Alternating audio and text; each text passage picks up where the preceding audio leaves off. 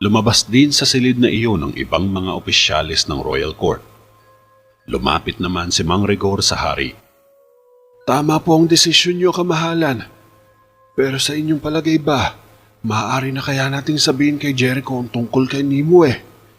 Pulong ng matandang manggagamot. Di nakasagot si Haring Argo at mukhang napaisip ito ng malalim.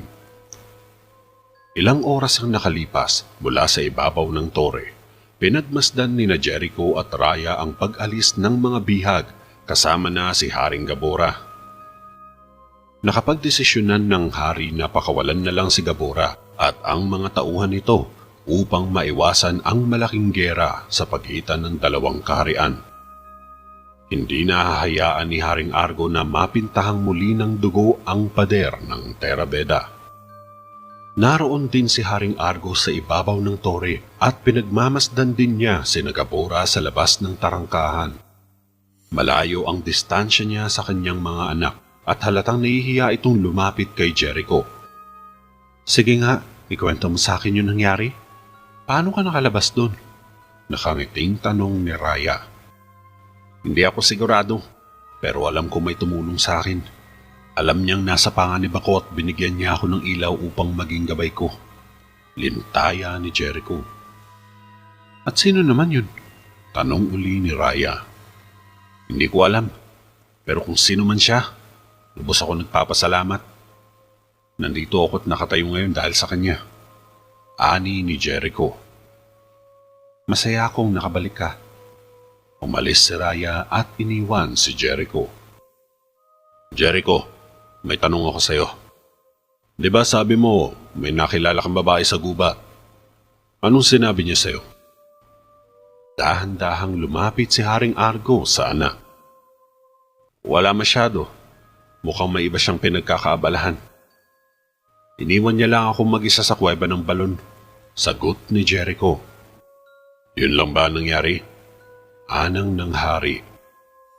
Oo, at mukhang naawa siya. Sa katunayan, pwedeng-pwede na niya akong patayin pero hindi niya ginawa. Sabi niya, wala na raw sa kanyang mga kamay ang pagpaslang sa akin. Nakapagtataka nga eh. Salaysay ni Jericho. Natakot ka ba? Tanong pa ni Haring Argo. Oo, akala ko katapusan ko na. Sagot naman ni Jericho. Ang mamang kukulam na yan ay puro kasamaan lang ang hangad. Gagawa't at gagawa sila ng paraan para sirain ang kabutihan at ilayo ang mga tao rito. Kaya nga gusto kanyang mamatay. Demonyo siya. Saad ng hari. Kung makapagsalita ka, parang kilala mo siya. Sandaling nanahimik si Haring Argo at tumanaw sa malayo. Oo, kilala ko siya. At kapag nakilala mo ang isa sa kanila, makikilala mo rin silang lahat. Pare-pareho lang ang kanilang hangarin at layunin. Lahat ng ito ay kasamaan. Wika ng hari. Gayunpaman, kahit sinuway mo ako, anak, mahusay pa rin ang iyong ginawa. Kaya ipinagmamalaki kita. Tandaan mo yan. Madamdaming sabi ng hari, sabay tapik sa balikat ni Jericho. Ngumiti lang si Jericho. Pagkatapos nito ay nagtungo naman si Jericho sa bahay ng manggagamot na si Mang Rigor. Pumasok ito sa loob at nadatnan niyang nakaupo si Javier sa harap ng mesa. Umiinom ito ng kape at nakabalot ng kumot. Puway pa pala ang baliw na yan. Pabirong sabi ni Jericho. Napalingon si Javier. Siyempre, nakita mo naman. Kaya nga nagpapasalamat ako sa ginawa mo. Sagot naman ni Javier at nakangiti ito. Hay, wala yun. Ayaw ko naman kasi mawala ng alalay. Kaya bukas maganda ka dahil balik trabaho ka na. Ani ni Jericho. Pero iba ang sinasabi ng puso niya. Masaya siya dahil buhay at nakabalik na si Javier. Oo, syempre, papasok ako. Sigurado at maaga pa. Paniniguro ni Javier. Umalis na si Jericho. Salamat, Jericho. Napahinto si Jericho sa may pintuan. Gayun din sa'yo. Sige, magpahinga ka na. Sabay labas ni Jericho at sinara niya ang pinto. Binigyan ka niya ng pagpapahalaga. Alam mo bang bihira lang yung gawin ng isang maharlika? Napakaswerte mo, iho. Napakabait ni Jericho. Bibihira mo lang mahanap ang prinsipeng kagaya niya. Kaya sundin mo siya palagi at bigyan mo ng pagpapahalaga ang iyong tungkulin. Sabay lapag ni Mang Rigor ng mangkok sa mesa. Wala ring silbi kung hindi nyo naman nalaman ng lunas sa lason. Wika ni Javier. Kainin mo na yan, sagot ng matanda. Hindi ko pa rin maintindihan. Bakit kailangan pa niyang gamitin si Gabora kung madali lang naman sa kanyang patayin si Jericho? Tanong pa ni Javier. Hindi talaga yun ang plano niya. Alam talaga niya na ikaw ang iinom ng laso na yun. Ikaw talaga ang balak niyang patayin, hindi si Jericho. Parang alam na niya ang nakatadhana sa iyo sa hinaharap at ang gusto niyang mabura ka sa Theraveda. Paliwanag ni Mang Rigor. Napaisip naman ng malalim ang mangkukulam na si Nimue. Kanina pa pala ito nanonood sa magtiyo mula sa mahiwaga niyang palanggana. Nagingit-ngit ito sa galit dahil buhay pa si Javier. Sa susunod na kabanata, isang bagong karakter ang papasok sa loob ng Theraveda. Isang taong nagnanais na makasingit sa tadhana ni Javier. Sino siya at ano ang tunay niyang layunin? Kalaban ba siya o kakampi? Alamin yan sa susunod pang kabanata ng Alamat ng Batang Babaylan. Isang umaga, nasa gubat si Javier. Kasalukuyan itong nangunguha ng mga mushroom sa kakahuyan. Marami-rami na rin ang mga nakukuha niya nang may maulinigan siyang sigaw. Hindi, mali siya. Isa itong huni ng ibon. Ngunit kakaibang huni ang naririnig niya dahil para itong kinakatay na baboy at malakas ang paghuni nito. Tumayo si Javier at sinukbit niya sa balikat ang basket na puno ng mga kabote. Naglakad siya at sinundan niya ng sinundan ang naririnig na ingay. Pagsapit niya sa bahaging masukal, nagimbal siya nang mabungaran niya ang isang agila. Hindi. Napakalaking ibon pala. Ang ulo nito ay may hintulad sa falcon. Ang katawan nito ay kasing laki ng elepante. Ang pakpak naman nito ay katulad ng uwak, subalit malaki at malapad ito. Ang porma nito ay parang kabayo at nanlilisik ang mga mata habang nakatingin kay Javier. Sumugod ito sa binata nang magtama ang mga mata nila. Parang galit na galit ito habang tumatakbong parang jaguar at hinahabol si Javier. Nabitawan ni Javier ang basket niya pero nagpatuloy pa rin siya sa pagtakbo hanggang matapakan niya ang nakausling bato at nabuwal siya sa lupa. Napahinto sa paghabol ang malaking ibon. Mabilis naman umatras ng pagapang si Javier. Sinundan siya ng malaking ibon at nang makalapit na ito kay Javier, ay para itong kabayong sumipa sa ere at malayang binuka ang malalapad na mga pakpak. Tsak! Malakas na huni ng ibon at nang akmang tutukain na si Javier ay biglang may humampas sa kanya ng espada. Tsak! Nakaiwas ang ibon at napaatras ito. Kraaah! Sumugod pa uli ang di kilalang lalaki at winasiwas pa niya ang sandata niya. Umiwas ng umiwas ang ibon, pero hindi ito tinantanan ng lalaki. Tinusok niya ng tinusok ng espada ang leeg ng ibon. Tang! Tang! Parang bakal sa tigas ang katawan ng ibon at naputol lang ang espada. Umatras ang lalaki at tinungo niya si Javier. Inakay niya ito patayo at hinila ang kamay. Takbo! Takbo na! Sigaw ng lalaki. Tumakbo sila ni Javier at hinabol naman sila ng malaking ibon. Napadpad sila sa malaking troso sabay tumalon sila at nagtago dito. Dumating naman ang higanting ibon. Wala siyang nakikitang tao, kaya binuka nito ang malalaking pakpak at lumipad na sa ere. Hingal na hingal ang dalawa habang tinatanaw ang paglayo ng malaking ibon. Takot na takot si Javier subalit kalmado lang ang lalaki habang nakahawak ang isa niyang kamay sa tiyan. Wala na siya. Salamat. Tinulungan mo ko. Ako nga pala si Javier. Sabay lahad ng kamay. Gregory, pero Lancelot ang tawag nila sa akin sa aming nayon. Pakilala naman ng lalaki at nag-shake hands ang dalawa. Nagulat si Javier nang biglang nawalan ng malay si Gregory. Sinipat niya ang kamay nito sa tiyan. May sugat ito. Dali-daling inakay ni Javier si Gregory. Pasan niya ito sa likod habang pauwi sila sa bahay. Makalipas ang isang oras, natapos ng gamutin ni Mang Rigor ang sugat ni Gregory. Nakahiga ang estrangherong lalaki sa kama ni Mang Rigor habang binabendahan ito sa tiyan ng manggagamot. Tahimik lang na natutulog si Gregory nang lumapit sa kanila si Javier. Buti na agapan pa ang sugat niya. Magkakaroon siya ng lagnat pero gagaling din agad. Bukas ayos na siya. Kailangan niya lang ng pahinga.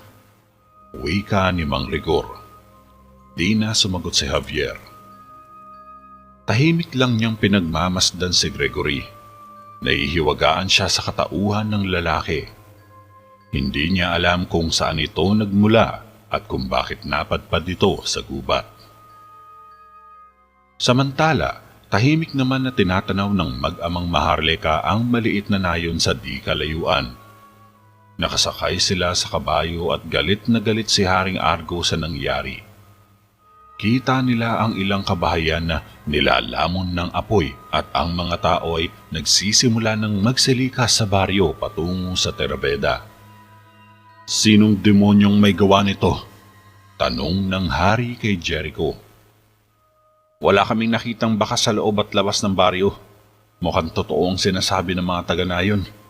Isang malaking... Napahinto sa pagsasalita si Jericho.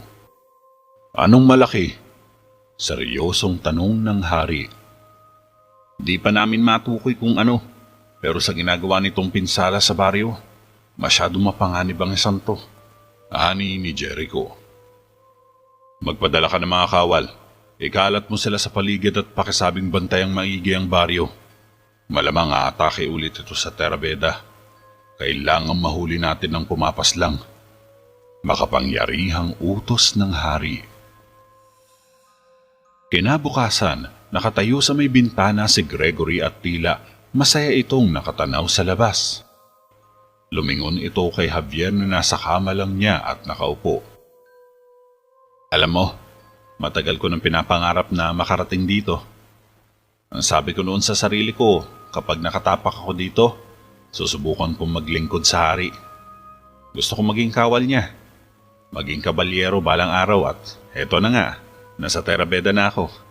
Mukhang unti-unti na ngang natutupad ang ambisyon ko sa buhay. Pero alam ko ang iniisip mo, Javier. Nahihiwagaan ka sa akin, kaya di kita masisisi dyan. Ganyan din sila tumingin dito. Masyado silang mapili sa mga taong kukunin nila. Pero mauhusay at magagaling lang ang kinukuha nila. Mahabang lintaya ni Gregory. Gregory, sambit ni Javier. Ano? Sabay baba ni Gregory sa bintana. Mahusay ka, Gregory, kaya magugustuhan ka rin nila. Nakangiting sabi ni Javier. Talaga ba? Maikling sagot ni Gregory. Nakita kita kung paano ka lumaban. Para kang si Jericho gumalaw eh. Mabilis at maliksi. Ani ni Javier. Napangiti ang lalaki. Parang masyado namang malabo yan. Sambit ni Gregory. Umiling si Javier. Alam mo, may naiisip akong maganda eh. Kakausapin ko siya ngayon para sa'yo. Tumayo si Javier para lumabas ng bahay. Kilala mo si Jericho? Gulat si Gregory. Oo naman, sabay ngiti uli ni Javier. Samantala, kasalukuyan namang nasa training ground si Jericho nang maabutan siya ni Javier at Gregory na nakatayo lamang at naglilintaya. Kasalukuyan itong nag-i-instruct at nag-oorganisa ng mga taong dadagdag sa mga kabalyero ng Terabeda. Ito na ang huling pagsubok. Kung sino man ang makapasa, magiging kabalyero ng Terabeda. At kung sino man ang malasin, makakaharap niya ako. At ikaw, Bordago, may pagkakataon ka pang talunin ako sa loob ng 1 minuto, kaya galingan mo ulit. Susunod pa sa iyo ang iba na may pangarap ding maging kabalyero. Wika ni Jericho habang kaharap si Bordago na nagsiswing ng 2 espada. Sling! Hinugot ni Jericho ang espada niya sa scabbard habang tahimik lang na nanonood sina Javier. Nagsimula ang laban nang pakilusin na ng isang kabalyero ang orasan. Simulan mo na, ani ni Jericho. Dahan-dahang lumapit si Bordago habang winawasiwas sa ere ang dual swords nito. Samantalang kalmado lang na nakatayo si Jericho at tila nag-uumapaw ang kumpiyansa sa sarili dahil nasa lupa lang nakatutok ang espada niya. Mabilis na sumugod si Bordago. Gawa! Sabay taga sa balikat. Nakaiwas si Jericho pero nasundan ulit ng taga sa ulo. Yumuko si Jericho at umikot sabay tadyak ng tuhod sa mukha ni Bordago. Ga! Daing ni Bordago bago nabuwal sa lupa at nawalan ng malay. Pinulot ni Jericho ang flag ni Bordago, senyales na hindi ito nakapasa sa pagsusulit. Napalakpak naman sa tuwa ang mga manonood kabilang na sina Javier. Maging si Gregory ay napahanga rin sa husay ni Jericho. Natapos ang laban sa loob lang ng kalahating minuto. Sumubok din ng iba pero ganun din ang kanilang sinapit, kaya walang nakapasa sa kanilang pagsusulit. Ilang minuto lang ang nakalipas, makikitang magkasama na sina Javier at Jericho. Bitbit ng binata ang body armor ni Jericho habang naglalakad sila patungo sa palasyo. Hindi na naman nakapasa si Bordago. Paano nila may pagtatanggol ang Terabeda kung ganito sila kalampa? Wika ni Jericho. Baka sa bagay na yan makatulong ako? Wika naman ni Javier. Ikaw? Nako, wala kang ideya kung gaano kahirap ang tungkulin ng isang kabalyero. Tapang, tatag at disiplina ang kailangan. Paliwanag ni Jericho. Umiling si Javier. Nako, hindi naman ako. Ibig sabihin, may kilala akong tao na pasado sa kwalifikasyon mo. Turan ni Javier. At sino naman yan? Tanong pa ni Jericho. Sinagip niya buhay ko. Sagot ni Javier. Lahat naman kayang gawin yan Patuloy lang silang naglalakad. Nako, mabangis ang santo, sa totoo lang. Sabi pa ni Javier. Ganun ba? Pero sa tingin ko, lalampa-lampa din yun. Teka, nakalimutan mo ba ang unang patakaran ng kabalyero? Napahinto si Jericho sa paglalakad. Ano naman yan? Wala naman akong natatandaan na. Pagtataka ni Javier. Ang unang patakaran ay dapat may dugong maharlika ang magsisilbing kabalyero. Maliban na lang kung isang maharlika yung kaibigan mo. Paliwanag naman ni Jericho. Oo. Isa nga siyang maharlika. Nauutal na sabi ni Javier. Hindi niya alam kung bakit niya nasabi yun, pero ang gusto niya lang ay makabawi kay Gregory. Nakikita niya kasi sa mga mata ni Gregory ang masidhing pag-aasam na maging isang kabalyero balang araw at masayang paglingkuran ang Terabeda. O talaga? Mukhang nakuha ni Javier ang atensyon ni Jericho. Oo naman. Nakangiting sagot ng binata. Kung gayon papuntahin mo siya bukas sa pagsasanay at siguraduhin mong dala niya ang katibayan niya na isa siyang maharlika. Wika pa ni Jericho. Areglado yan at di ka magsisisi sa kanya. Tugon naman ni Javier. Matapos madala ni Javier ang body armor sa kwarto ni Jericho ay umuwi na agad siya ng bahay. Pagpasok niya sa loob ay sinalubong agad siya ni Gregory na tila kinakabahan sa ibabalita niya. Kamusta? Nakausap mo ba siya? Tanong ni Gregory. Oo naman. Sabay lapit ni Javier at tila nagkukunwaring dismayado. At ano? Parang di makapaghintay si Gregory. Kasi pabitin ni Javier. Di siya pumayag. Tila nalungkot si Gregory. Sabi niya gusto ko raw niya makita. Biglang sabi ni Javier at napangiti si Gregory. Oh, Diyos ko! Salamat! Salamat! Labis ang tuwa ni Gregory sa balita ni Javier. Ano ka ba? Wala yun. Pero may problema tayo. Kasi, isa ka bang maharlika? Tanong ni Javier. Ha? Hindi ah. Bahagyang natawa si Gregory. Hindi ako maharlika. Bakit po pala natanong? Pagtataka pa ng Lancelot. Ano kasi, yun kasi yung problema. Alanganing sabi ni Javier. Ang unang patakaran ng kabalyero ay isang maharlika. Dapat isa kang maharlika. Ito ang atas ng hari. Kaya nilikha ni Haring Argo ang patakarang ito sa mga kabalyero na poprotekta sa kaharian laban sa mga taong nagnanais na wasakin ito. At ang mga kabalyero ang pinagkakatiwalaan niya ng kanyang buhay. At tinuruan silang makipaglaban ni Jericho. Kaya malalapit niya lang na kamag-anak ang pinipili niya. Sabat naman ni Mang Rigor. Tama, isang taong may dugong maharlika. Saad naman ni Javier. At maliban pa dito, kailangan dito kayo pinanganak sa Terabeda. Magmula nung maisabatas yun, ang maharlika lang ang nagiging kabalyero sa Terabeda. Dagdag pa ni Mang Rigor. Pero di naman yata tama yan. Ani ni Javier. Tama man o hindi, yan lang ang paraan. Pasensya ka na, Gregory. Sinasabi ko lang sa iyo ng maaga para hindi ka na umasta pa. Saad ni Mang Rigor. Napaupo si Gregory. Tila nang hina ito sa narinig at nawalan ng lakas. Ang pag-aasam niyang maging knight ay tila bombang bumagsak sa Hiroshima at Nagasaki. Ang mumunti niyang pangarap ay parang bulang pumutok sa mga pinitiwang salita ng magtiyo. Malungkot na lumabas si Mang Rigor at naiwan naman sa loob ang dalawa. Napasabunot tuloy si Gregory sa ulo habang ito ay nakaupo.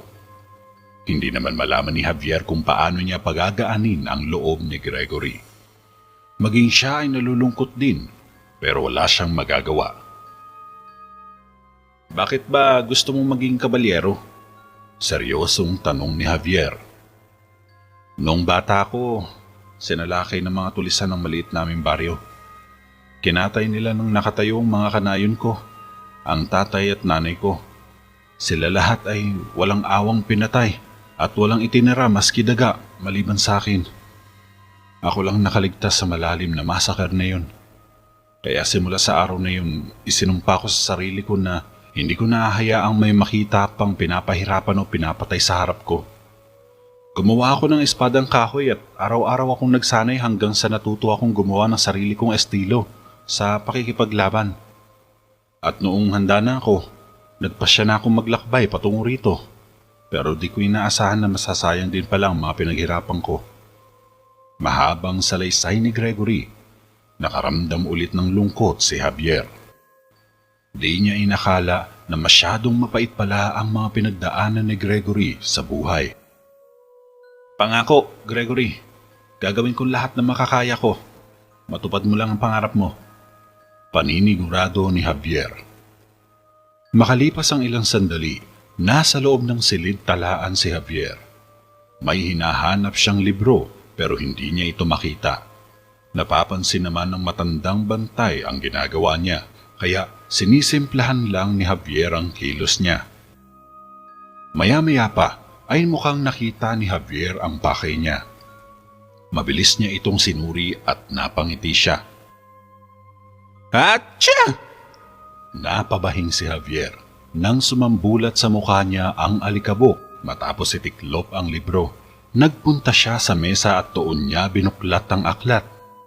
Hinanap niya ang pahina tungkol sa pagiging isang maharlika at ang simbolo o logo nito. Di naman siya nabigo at napangiti siya nang matagpuan ito. Sinipat ni Javier ang matandang bantay ng talaan na si Manu bago niya isagawa ang balak niya. Nakita niyang busy si Manu sa pagbabasa kaya nilabas niya ang kapirasong papel. Ik usbisen rahid tanwanon. Usal agad ni Javier. At ilang sandali pa ay parang computer na pinotocopy ang logo patungo sa papel. Nagkaroon ng kopya ng maharlikang logo si Javier at kinabisa ang genealogy ng may-ari ng logo. Maya-maya lang ay tila napansin siya ni Manu, kaya tumayo ito at lumapit kay Javier. Anong ginagawa mo? Tanong ng matanda. Wala po, Manu. Parang wala kasi dito yung hinahanap ko. Tapos na siguro ako dito. Palusot ni Javier. Mabuti na lang ay naitago niya agad ang ebidensya. Tumayo si Javier at inabot niya sa matandang bantay ang libro.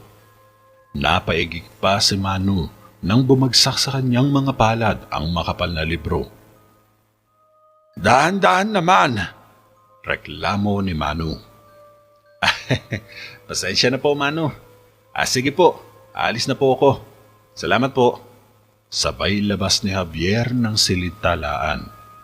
Nagsawalang hibo na lang ang matanda at napakamot sa napapanot na ulo. Dali-daling umuwi sa bahay si Javier. Pagdating sa loob ay naabutan niya si Gregory na nakatayo sa mesa at nagbabalat ng patatas. Kinuha ni Javier ang kalatas na nakaipit sa balikat niya at pinakita niya kay Gregory ang laman yun. Ano naman yan? Takang tanong ng lalaki. Narito na po ang iyong tatak, kamahalan. Pabirong sabi ni Javier. Teka, hindi ko maintindihan. Tumigil sa ginagawa si Gregory. Mga Ginoo at binibini, nais ko pong ipakilala sa inyo ang panglimang anak na lalaki ni Lord William ng Northumbria, si Gregory. Sabay baw ni Javier. Hindi, Javier, ayoko ng ganyan. Tanggi ni Gregory at tumalikod ito. Sige, bahala ka. Ayaw mo rin palang maging kabalyero eh. Sabay rolyo ng kalatas. Napalingon si Gregory. Siyempre, gusto ko. Tugon ng Lancelot. Kung ganun, baliwalain mo na. Walang kwenta ang patakaran na yan. Maling-mali kasi. Sagot din naman ni Javier. Pero mali pa rin, Javier. Lalabag ito sa paninindigan ng isang kabalyero. Sambit ni Gregory. Pero mas may karapatan kang makuha ang pwesto kaysa sa sino man dyan. Wika ni Javier. Lumapit sa kanya ang Lancelot. Pero paano na ang patakaran, Javier? Tila alanganin si Gregory na tanggapin ito. Ganito, isipin mo na lang na hindi natin nalalabag ang patakaran. Ganun lang. Alam mo, nasa pintuan ka na ng tagumpay, Gregory. Kaya pasukin mo na habang may pagkakataon ka pa. Pagkatapos nun, dadalo ka sa seremonya para ibilang sa mga kabalyero. At hayaan mong isipin nila na isa kang maharlika. Tandaan mo to, Gregory. Nasa likod mo lang ako palagi. Handa kang tulungan kahit anong mangyari. Mahabang lintaya ni Javier. Hindi nakasagot si Gregory. Napaupo na lang siya sa mesa. Sa isip niya, tama si Javier. Ito na lang ang natitirang pag-asa. Pagsapit ng tanghali, nagpunta sa bahay ni Mang Marlon sina Gregory at Javier upang magpasukat ng damit para sa isusuot ni Gregory sa seremonya. Pero bago nito, naipaalam na rin kay Michelle ang katotohanan. Subalit ililihim nila ito sa iba at silang tatlo lang ang nakakaalam. At dahil nga mas malalim pa sa kaibigan ng turing ni Michelle kay Javier, hindi na siya tumanggi pa. Si Michelle na mismo ang gagawa at magtatahi ng damit ni Gregory. Kasalukuyan niyang sinusukatan sa lower body si Gregory habang nakatayo at nasa sulok naman si Javier. Matagal ka na bang mananahi? Tila nahihiya pa ang lalaki dahil ito pa lang ang unang beses na susukatan siya ng damit. Michelle, Maikling sagot ng dalaga. Michelle? Tumangulang si Michelle. Salamat sa iyo, Michelle. Tugon ng lalaki. Ngumiti lang si Michelle at sa braso naman siya nagsukat. Huwag sa akin. Kay Javier ka dapat magpasalamat. Gagawin niya ang lahat para lang makatulong sa iba. Di ba, Javier? Hinampas lang ni Javier ang kamay niya sa hangin na parang sinasabing maliit na bagay lang yun. Pwede mo bang ibuka ang mga braso mo? Tumalima naman ang lalaki. Salamat. Pasensya na. Pero sa tingin ko, malaking bagay ito para sa'yo. Kaya galingan mo. Sabay sinukatan ang balikat ni Gregory. Sana nga makapasa ako. Sagot naman ni Gregory. Magiging kabalyero ka rin. Sabay sukat sa leeg. Pero di pa naman tayo sigurado Alanganing sabi ni Gregory. Tila nahiya naman si Michelle sa mga titig ng lalaki. Sige. Tapos na tayo dito. Simulan ko na ang pagtahi sa damit mo. Nahihiyang sabi ng dalaga. Pasensya na. Nahiya din si Gregory. Nagagalak akong makilala ka, Gregory. Sabay lahad ng kamay sa lalaki. Pero sa halip na makipag-shake hands, hinalikan ni Gregory ang kamay ni Michelle. Hindi agad nakareact ang dalaga sa ginawa ng Lancelot. Tumayo naman si Javier, sabay tapik sa balikat ni Gregory. Lumabas na ng bahay sina Gregory at Javier. Hinatid lang sila ng tingin ng dalaga. Habang naglalakad ang dalawa sa may courtyard corridor ay hindi mapigilan ni Gregory ang magtanong kay Javier. Mukhang napakahinihin ni Michelle, no? Ani ni Gregory. Oo, tama. Pero bukod doon, siya lang ang pinakamabait na babaeng nakilala ko sa Terra Beda. Pagmamalaki ni Javier. Kayo bang dalawa ay... alam mo na? Curious na tanong ni Gregory. Naku, hindi. Magkaibigan lang kami ni Michelle. Tanggi ni Javier. Pero sa puso niya, higit pa sa kaibigan ng turing niya kay Michelle. Ilang oras ang nakalipas ay nasa training grounds na sina Javier at Michelle. Kasalukuyan nilang sinusukuban si Gregory ng costume nights habang nag-i-instruct pa si Jericho sa mga trainee. 1, 2, 3, 4. 1, 2, 3, 4. Patuloy lang sa pag-i-instruct si Jericho. Sa wakas, tapos na rin. Masayang wika ni Javier. Hindi ba masikip sa'yo? Tanong naman ni Michelle. Hindi, ayos lang siya. Sakto nga Tugon ni Gregory habang hawak ang isang pergamino. Bueno, hanggang dito na lang muna tayo. Wika ni Jericho sa mga trainee at nagtungo ito sa sword rack sabay nilagay ang espada nito. Ito na ang pagkakataon mo, Gregory. Ani ni Javier. Sabay tapik sa balikat ni Lancelot. Anong kailangan mo? Tanong ni Jericho nang makalapit sa kanya si Gregory. Ako si Gregory, panglimang anak ni William ng Northumbria. Pakilala ni Gregory. Gregory? Oo. Nabanggit ka nga sa akin ng alalay ko. Dala mo ba ang tatak mo? Lumapit si Jericho. Narito po, kamahalan. Inabot ni Gregory ang kalatas o pergamino sabay nagbow kay Jericho. Tinanggap ito ni Jericho pero hindi inaasahan ng Lancelot ang gagawin sa kanya ni Jericho. Pak! Malakas na sinampal ni Jericho si Gregory. Napaatras ito sa impact at nabuwal sa lupa. Nagulat naman sina Michelle at Javier. Mukhang tatanga-tanga ka rin tulad nila. Kung di ka maingat, malamang patay ka na. Bumalik ka ulit sa akin kapag handa ka na. Sabay alis ni Jericho. Subalit tumayo ng seryoso si Gregory at hinugot nito ang sariling espada. Napalingon si Jericho. Talaga lang ha? Sige, magsimula ka na maglinis ng dumi. Maikling sagot ni Jericho at nagtawanan ng mga trainees. Nagtatakang napatingin tuloy si Gregory kay Javier. pero nakangiting nag-thumbs up lang ito sa kanya.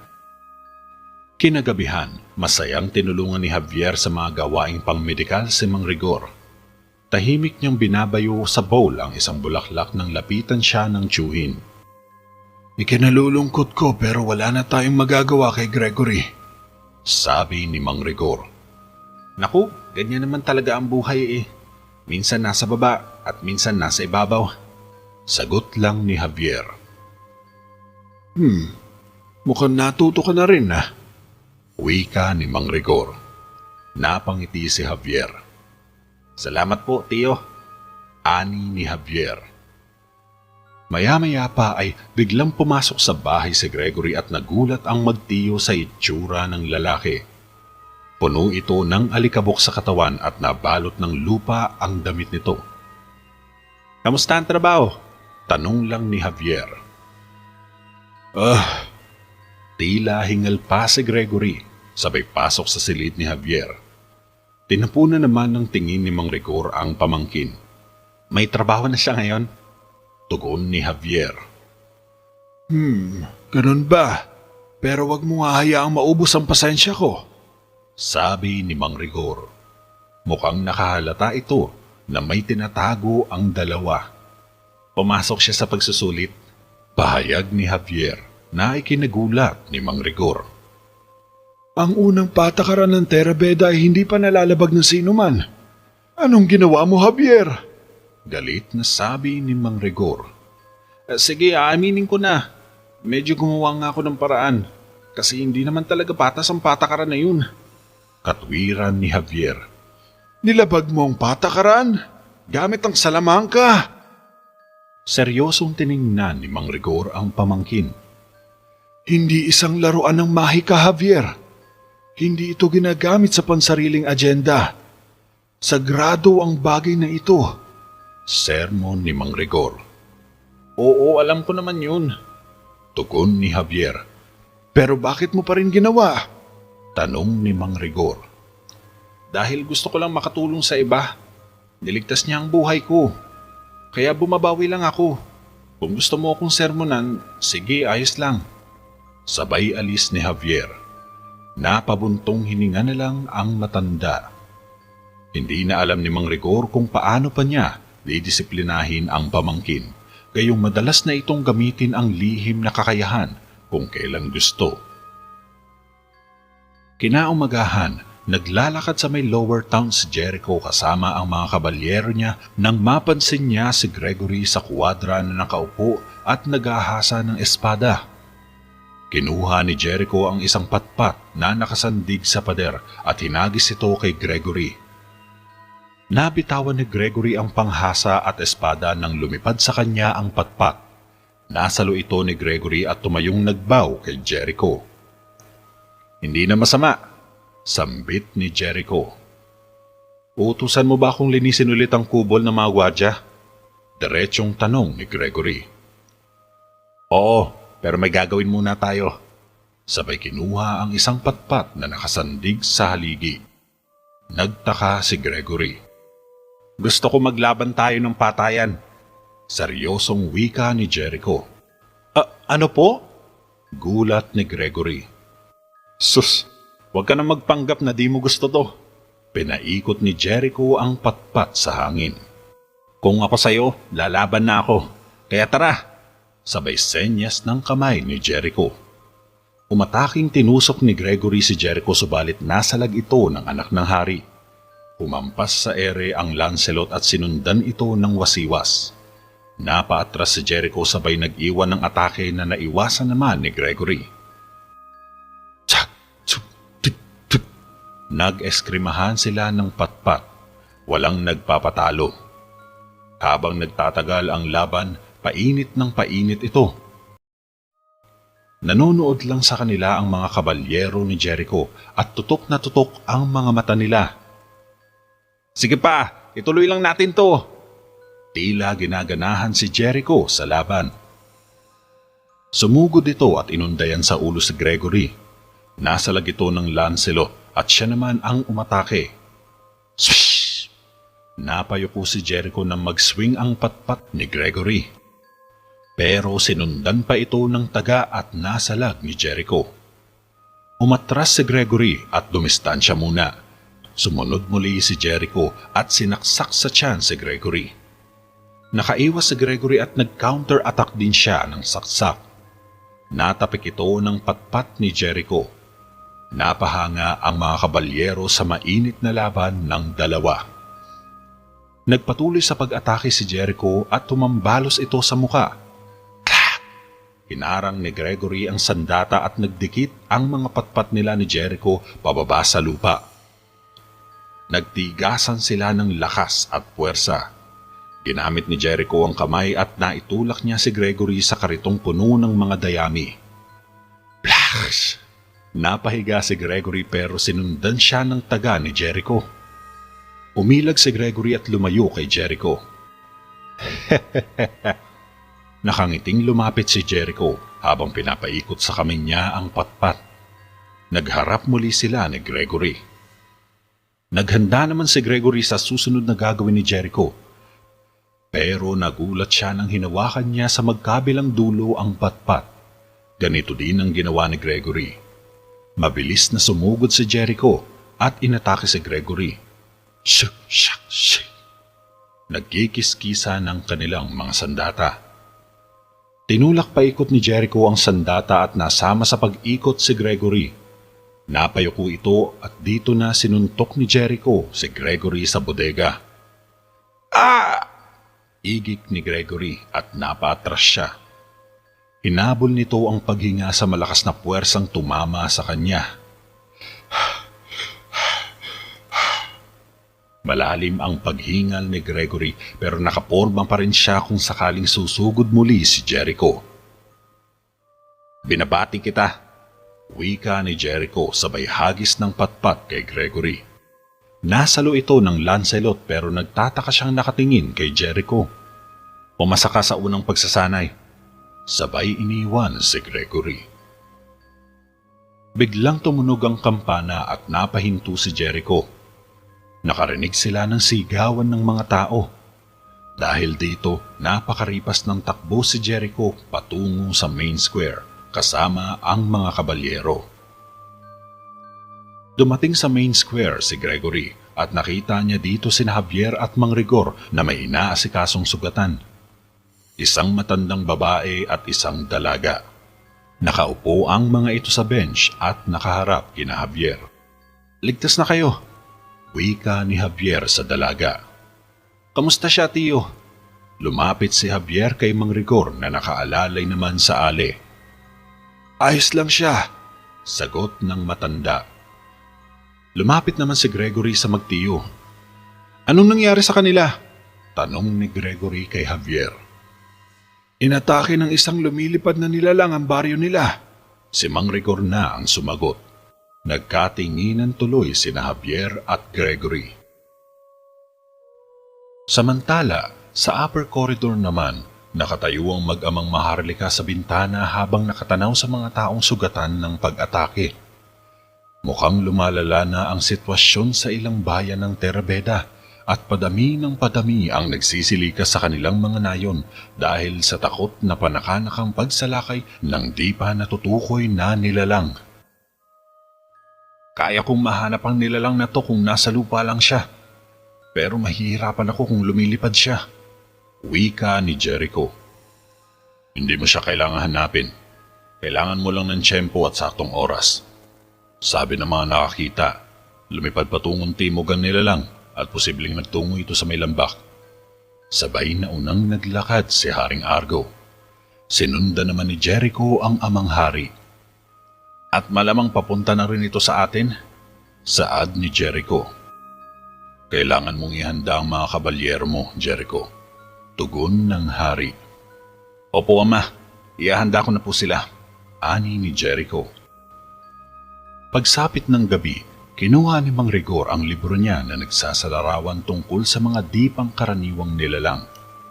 Hinahanap niya rito ang nilalang na umaatake sa maliit na nayon sa katimugan.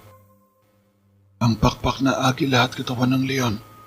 Ang pakpak ng agila at katawan ng leon. Paulit-ulit na sambit ng matanda sabay tiklop ng libro. Mukhang natukoy na niya ang umaatake.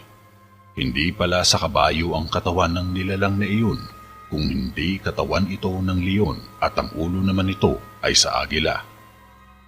Mukhang nagsama ang dalawang pinakamabangis na hayop sa lupa at sa himpapawid, kaya maituturing na silang pinakamalakas na nilalang sa lahat at malaki ang nagagawa nilang pinsala sa mga tao at hayop. Kinabukasan sa main square ng kastilyo, nakatayo sa harapan si Jericho at ini-instruct niya sa mga kabalyero niya ang kanilang gagawin kapag may umatake. Papunta na rito ang nilalang na yun sa Terabeda. Maliksi ito at mabilis.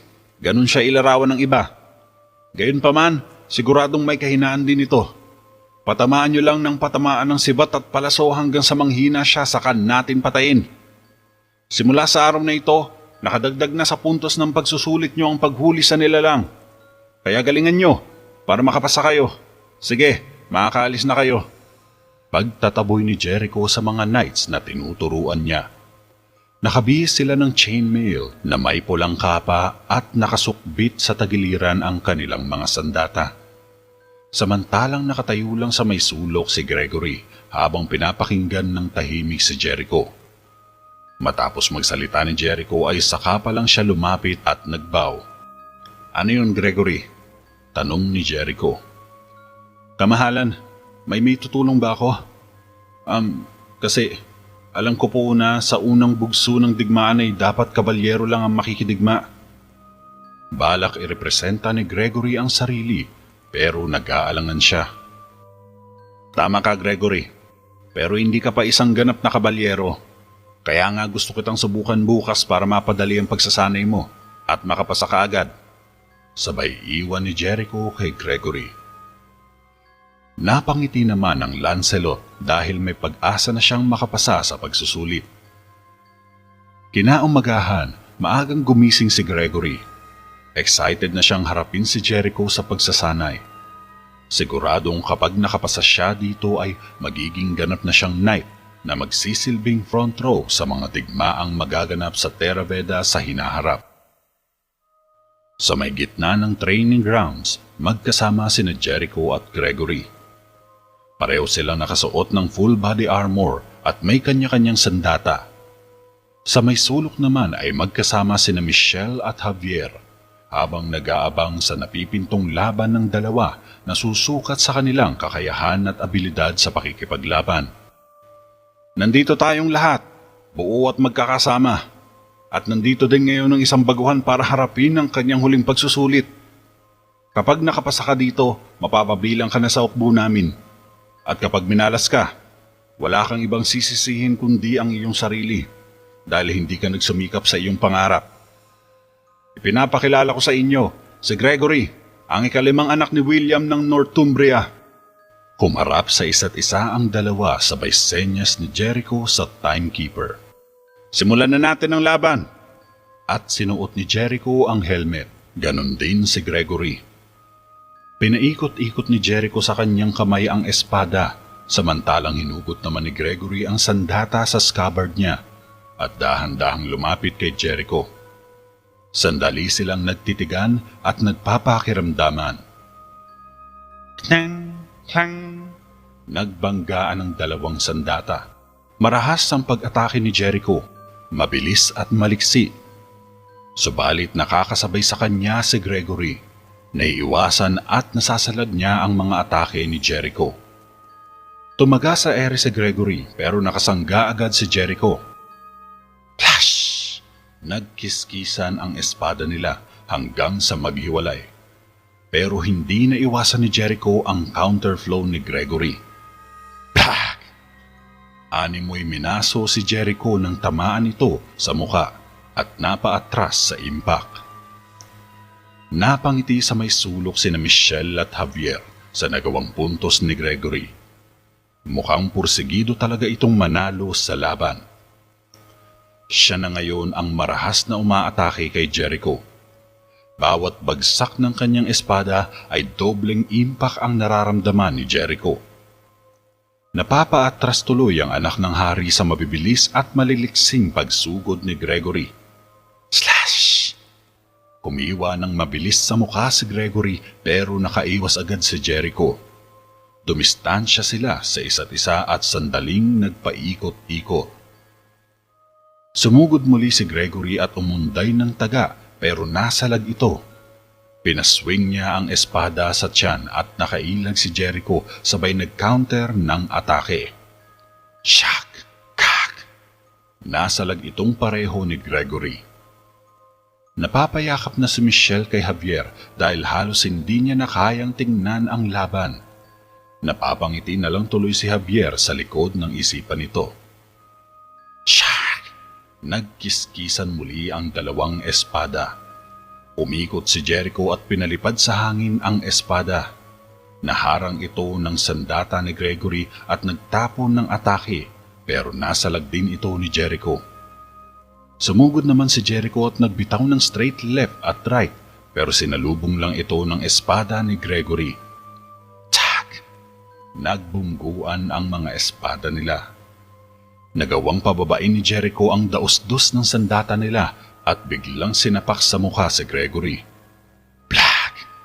Parang binato ng martilyo si Gregory at natanggal ang helmet niya. Daing ng Lancelot, sabay tumba. Napasigaw naman si Michelle sa may sulok sa pagkakabagsak sa lupa ni Gregory. Nakapikit ang Lancelot habang nakatihaya. Lumapit naman si Jericho at sinipat si Gregory. Tila dismayado ang anak ng hari habang dinudukot nito ang flag sa bulsa ni Gregory. Subalit lingid sa kaalaman ni Jericho, naghihintay lang ng tiyempo si Gregory na makalapit ito sa kanya. Bago pa madukot ni Jericho ang flag ay biglang bumangon at gumulong sa lupa si Gregory. Hinawakan niya sa kamay si Jericho sabay binalibag at pinindown sa lupa. Clack! Tumagundong ang likod ni Jericho sa impact at hindi ito agad nakabangon. Pinulot ni Gregory ang espada niya at itinutok sa dibdib ng anak ng hari. Sumuko ka na! Utos ni Gregory. Hindi nakareact si Jericho. Galit na galit itong tumayo at kinuha ang espada. Hinuli naman si Gregory ng dalawang kabalyero at pinaluhod siya sa lupa. Lumapit sa kanya ang anak ng hari at tinutukan siya sa dibdib ng espada. Lumuhod ka! Halatang nag-uusok sa galit si Jericho dahil sa unang pagkakataon ay may isang baguhan ang nakatalo sa kanya sa laban. Samantala, napaluha naman sa tuwa si Michelle. Dahil sa araw na ito, paparangalan na bilang knight si Gregory dahil nakapasa ito sa pagsusulit. Kinagabihan nga, sa loob ng throne room, nakaluhod ang dalawang tuhod ni Gregory habang may nakatutok na espada sa dibdib niya. Nakayuko ang kanyang ulo at tahimik na nakapikit habang hinihintay ang desisyon ng hari. Tumayo ka, Ginoong Gregory, kabalyero ng Terra Beda. Proklama ng hari. Tumayo si Gregory at nagpalakpakan naman ang lahat dahil ngayong gabi ay opisyal na siyang kabalyero ng Terra Beda. Sino yung lalaking yan? Parang kabuti na bigla na lang sumulpot. Tatakang tanong ni Prinsesa Raya kay Michelle. Alam ko, nakakagulat nga siya eh. Lahat na yata ng tao dito nasusurpresa sa kanya. Sagot naman ni Michelle. Lubos kaming natutuwa sa iyo, Ginoong Gregory. Ang mabuting samahan ng mga kabalyero ay ang pundasyon ng Terra Beda. Anang ng hari habang naglalakad sila ni Gregory. Natutuwa din po ako, kamahalan. Tugon ni Gregory. Tiyak na ipagmamalaki ka ng iyong ama, sabi pa ni Haring Argo. Sigurado po yun, kamahalan. Sagot naman ni Gregory. Matagal na panahon ko na rin hindi nakikita si Lord William. Marami kaming pinagsamahan ng iyong ama. Parang kailan lang. Nung huli ko siyang makita, 4 pa lang ang anak niya. Wika ng hari. Kaya nga po, kamahalan. At ako po ang pinakabunso sa aming magkakapatid. Pagsisinungaling ni Gregory. Medyo kinakabahan ito dahil kapag nagpatuloy pa ang pagtatanong ng hari sa kanya, ay baka mabuko na siya nito. Oo, ikaw nga. At sana magkaroon din tayo ng samahan tulad ng iyong ama. Magsaya ka ngayong gabi. Sabay tapik ng hari sa balikat ni Gregory at iniwan na siya nito. Opo, kamahalan. Sabay baw ni Gregory. Nagsilapitan kay Gregory ang mga kapwa niya knights at masayang binati siya ng mga ito. Sa may trono, binuklat ni Haring Argo ang tatak ni Gregory at binigay ito sa isang lady of the court. Ipasuri mo to kay Manu ng Monmouth, ang dalubhasa sa talaan ng lahi. Makapangyarihang utos ni Haring Argo. Kailangan ko ng resulta bukas. Dagdag pa ng hari. Nagbaw lang ang babae at umalis na. Kahit proklamado na ay gusto pa rin makasiguro ni Haring Argo na lehitimong maharlika nga si Gregory. Natauhan na ito kay Glauco na isang tusong valiant kaya ayaw na niyang maulit pa ang nangyari. Sa kabilang banda naman, makikitang magkasama sina Jericho at Gregory. Tila masaya silang nag-uusap habang magkatabi na nakaupo sa iisang silya. Nakatingin lang sa kanila sina Javier at Mang Rigor sa may sulok. Tignan mo siya, Tio. Di ba ang saya niya? Kahit tinalo na niya si Jericho naging malapit pa rin sila. Kaya bagay lang sa kanya ang maging kabalyero. Wika ni Javier. Wala naman akong sinabing hindi Pero ang tadhana at pagmamanipula ay hindi magkapareho o magkatugma. Niloloko mo lang ang Diyos, Javier. Nakamit niya ang tadhanang ito dahil ikaw mismo ang may gawa. Nilagay mo siya sa tagumpay, pero malay natin kung anong mangyayari pa sa susunod. Lintaya ni Mang Rigor.